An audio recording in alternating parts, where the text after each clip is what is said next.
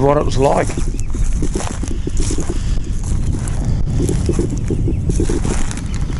This ground is so dry.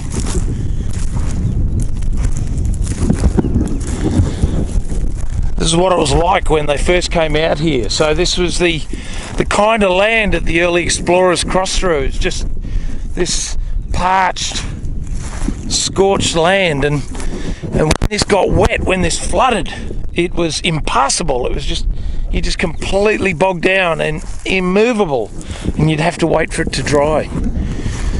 This is the country. This is the land that the early explorers walked on and came out, and they had bullock trays and horses, and they just walked and rode, and you know, when something died they'd eat it, and it's just an incredible landscape. But I nearly pulled off the road. I'm in the four-wheel drive today, and I nearly pulled off the road, but this ground, even like this, is so soft.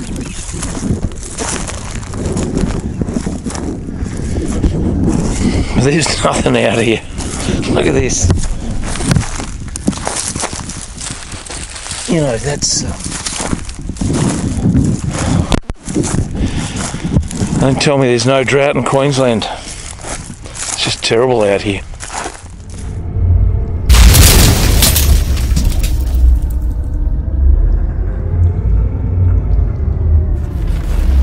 Hey, g'day big bikers. I'm in the car. Just cruising along. I've actually left Boulogne this morning. I'm heading west out to Cunnamulla. I'm going to spend a few days at Cunnamulla, have a look around there, and then just I've got to do some research because Charles Sturt came through there, or a little bit further west of there, but a lot of that area was opened up and explored by him and his team. Really interesting. Boulogne, I met Jeff and Brenda, and Jeff's actually a descendant of Hamilton Hume. It was really interesting because I said, oh, I know, came back up from Lake Hume, and he goes, oh, it was named after, you know, one of my descendants, I'm a descendant of one of the guys that was named after. So I told him I'd been to the gravesite and showed him the video and stuff, so he's now a BBA subscriber, so thanks for coming along, Jeff. I'm a distant relative on my mother's side to Hamilton Hume. There you go. Crazy stuff, isn't it? What a small world. So we were just talking about all the stuff I've been doing with the early explorers. So that's up. So for those of you that remember, on the trip that we did last year out to Lake Eyre, we were motorcyclists camping, and we got very well taken care of by a couple of motorbikers who weren't camping. So that's what's happening here, because Jeff's got himself a V-Strom. So it's a good opportunity for me now as a motorbiking caravaner to offer some of that return hospitality. So John came in, and John's got the DR. So what have you done to it, mate? Well, I broke it. No mean feat, or a DR. Yeah, I should have just left it alone, is what I should have done. But so you got an electricity issue. I got an electricity issue. It's using more electric than it's giving back at the moment. Yeah, so it's parked up and just going to ride home on the road. Ride home on the road. But it was nice having a chat to those guys, and really, you know, when I look back to the origins of why I started this trip, it was so that I could travel around the country and not go home. That's the thing. Take my home with me, so I don't have to go out to the desert and then finish the trip and go home. This is a trip that doesn't finish, and the point of this whole exercise is to meet people, meet subscribers, to visit places, to go riding with subscribers, and go riding in places that I might not normally get to without actually doing a big trip that I would eventually have to come home from. So instead of loading the bike up and heading away for 2 weeks or 3 weeks, I've got my home with me, and I can just keep on travelling. I'm about 130 k's outside Cunnamulla. Got about an hour and a bit to get to Cunnamulla. I'm going to base myself there for a few days and then make a decision. Do I go north? There's some riding offers from ADV Rider Bloke. They're going out to Haddon Corner and Birdsville, so there's an opportunity I might be able to hook up with them there. Another guy up at Charleville has invited me to come up and do some riding around there, so keen to maybe go and have a look at that. There's fellas down near Burke, and so there's plenty of riding to be done, plenty of areas to explore, but I'm starting to really get out to the edge of the Outback now. I'm about probably 800 or 900 k's from Brisbane, and I'm just going to continue.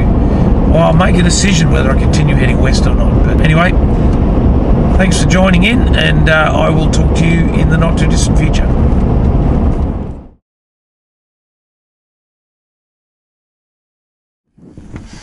We're about 20 kilometres from the New South Wales-Queensland border, where Cameron, so if you heard of, everyone talks about Cameron Corner, but that was the end of his mission. It was the end of it when he got to the Queensland-New South Wales-South Australian border. But this was the start of it down here at a place called Barragan, and he placed an obelisk on the eastern shore of the Warrego River. Now, we've been to the 1 ton post at Mungandai, which was the other end of this. So from here, and it's about 500 kilometres west of here to Cameron Corner, 500 and something, but he started here. But the border's just down here. I'm going to run into some coppers because the border's still shut. I've got a permit to get over and back because I've got Queensland number plates on the car. I didn't want to bring the bike today because the fuel range is right on the limit. I didn't want to bother putting a bladder on because it's just too much drama. It's easier to do it here, and I can actually do a bit more exploring because I've got a better fuel range, obviously, and I've got the permit for this vehicle. So we're going to run down the border, have a chat to the cops, see if we can just go over the border just a little bit, and then we can see if we can get down to the edge, the eastern shore of the Warrego River, which is just over there, and we're going to see if we can find this Zero Obelisk, which was placed in about 1864. So if nobody knows about it, it may not still be there, but let's go and have a look anyway. The Victorian border closed today. They've had a massive outbreak down in Victoria of the COVID. I mean, everyone's treating it like you're going to die. You know, if you get COVID, you die. There's been 105 deaths in Australia. Most of them, like I think 95% of them, were over 80. Now, you know, if it was one of your parents or grandparents, I'm really sorry. But from what I understand, statistically, most of the people had some other complications, and they died with COVID-19 more than because of it. I'm not sure, but the COVID-19 complicated things. You know, and the most disappointing thing about this whole COVID-19 thing, we haven't had one frickin' zombie. You know, like, where are the zombies? I thought this was the apocalypse. I'm set up. I'm ready. You know, I'm ready for all the zombies. Bring the frickin' zombies. But, yeah, no zombies. So, got to keep on shutting things and locking things up and destroying the economy. So, anyway, that's my rant over for the day. I'm going to see if we can get across the border and find this obelisk. And I've got a picture of it. I think I know where it is, but we're going to see if we can find it. And I'll come back and talk to you after we get through the border. I want to quickly show you something. We're still out in the middle of nowhere. Car's running still. But I want to show you this. So what they've started doing in areas where, and this may even be part of the dog fence. I'll have to check it on the map. It's quite a large fence. It could even be part of the dog fence. But here's what they're doing. They're called whistling gates. And so you see there's no cattle grid on the road. There's no way to stop the livestock from wandering through this section. So they've got these things here. Now, it's really loud, so I'm going to...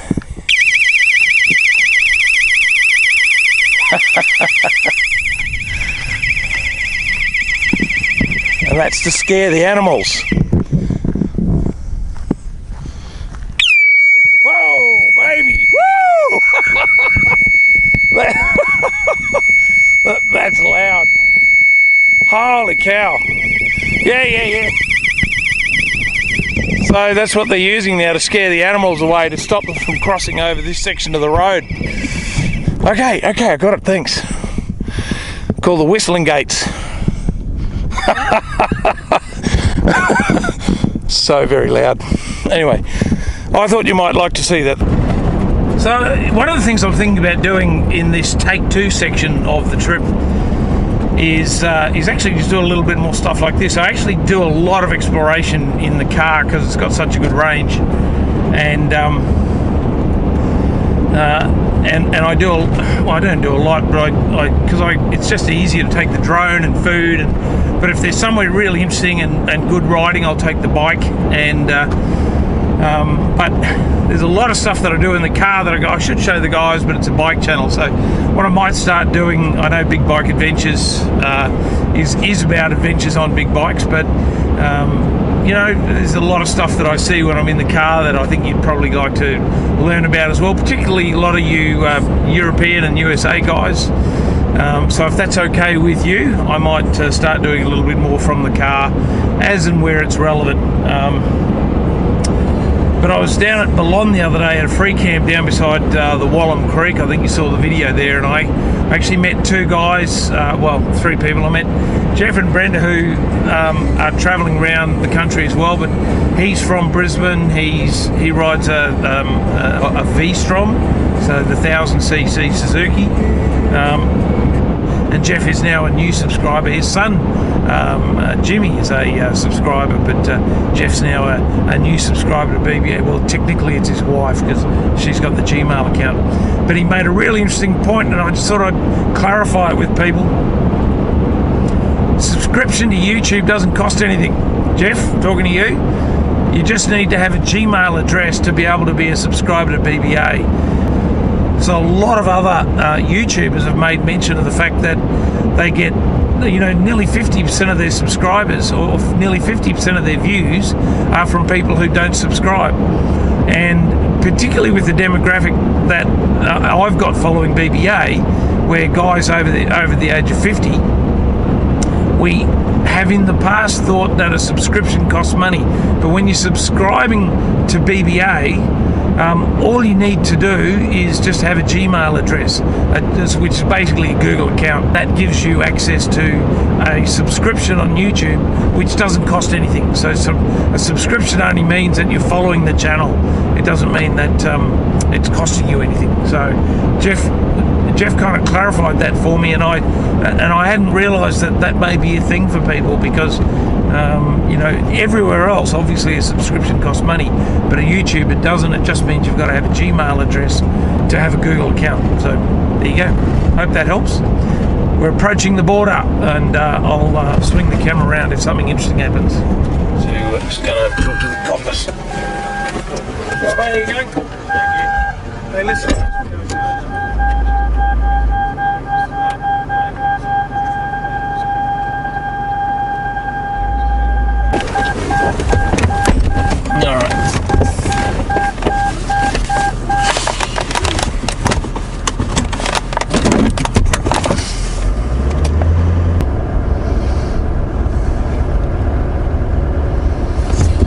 Alright, so I don't know if you can see out there.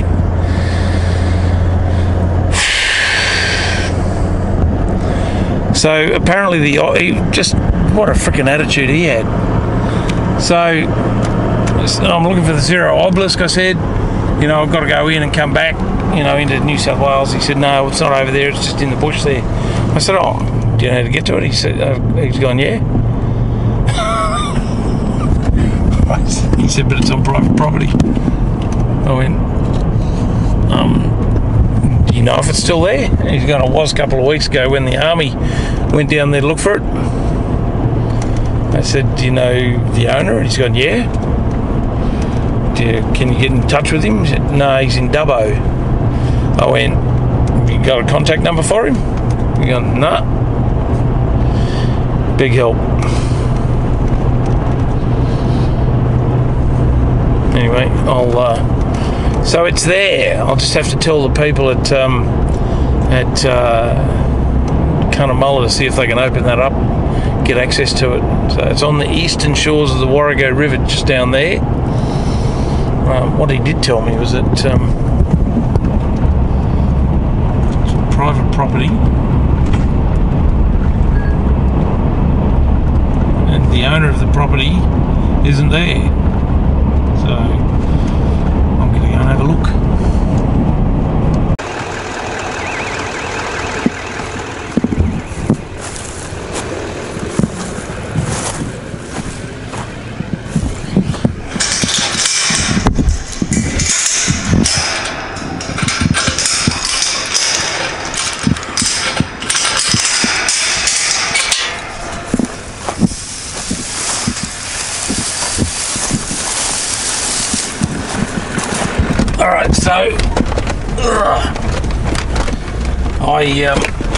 I turned around. I was heading. I think this is the trial. Who knows, really? He said the army had been down here. This looks the sort of track the army would have followed, but I turned around. It's just there's several kilometres of this kind of stuff where it's just really hard work. So, and you know, technically I'm not supposed to be here. So the last thing I want to do is cause strife. But I might pursue that with the information centre at Cunnamulla. And just let them know that it is still there, and it's on private property, and the army did find it a couple of weeks ago, so just see if we can get them to follow that up a little bit. But at the moment, this is all pretty wild stuff, and I'm going nowhere fast, so nowhere fast, and I shouldn't be here.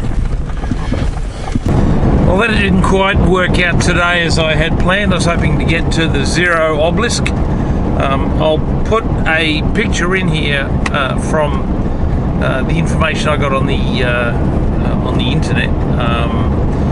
But yeah, it's disappointing. I couldn't get into it.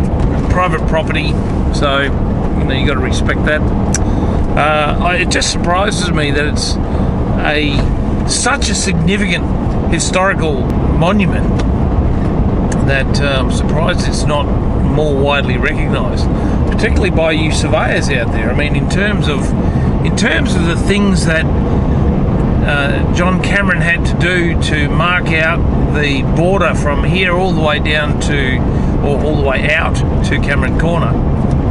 And for all of those of you out there calling Cameron's Corner, it's actually just called Cameron Corner. John Cameron was his name, not plural, and it's not his corner, but the marker was put there by John Cameron. So I suppose in terms of it is Cameron's Corner, but the name of it is Cameron Corner after the surveyor that mapped out that straight line all the way from Mungandai all the way out to the South Australian border, and that junction of New South Wales, South Australia and Queensland. So, but anyway, we didn't get to the obelisk today. Had a nice look around. But it's amazing country. It just, there's nothing, you know, it's like there's nothing here, and we kind of blast through at 100 kilometres an hour, give or take, and you know, air-conditioned comfort. And these guys were just trudging through this area. Okay, that's the end of this one. No bikes involved. Big bike adventures. So you know, we're having an adventure, but there'll be more to come soon. So thanks for tuning in. I'll talk to you later.